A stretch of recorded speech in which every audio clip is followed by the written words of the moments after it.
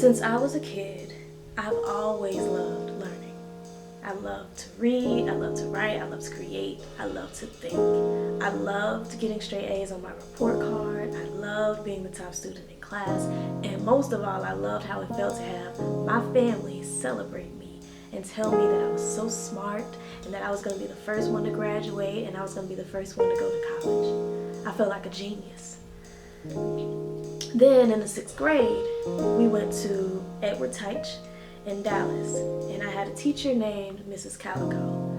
Mrs. Calico gave us a hood version of the standardized TOS test, which basically means she switched all of the questions from proper English into the slang of Pleasant Grove. That was the very first test that I failed in my life.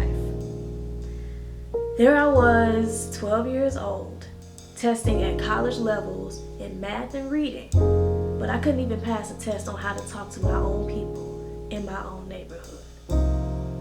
That was the moment that I knew that my so-called genius was nothing more than me being an expert in how to shed my own culture and my own complexities. School taught me to be ashamed of who I was. School taught me to be fearful of my own people. School taught me to hate our communities. Our students' confidence, our students' consciousness is being killed in our schools.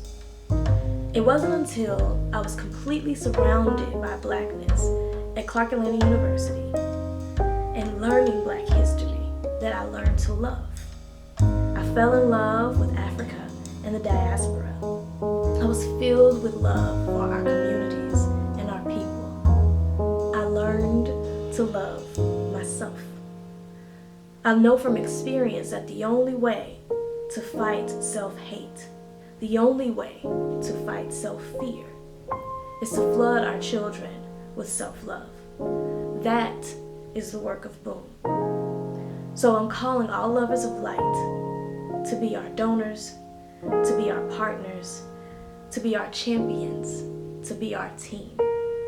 Help us lead the work of love.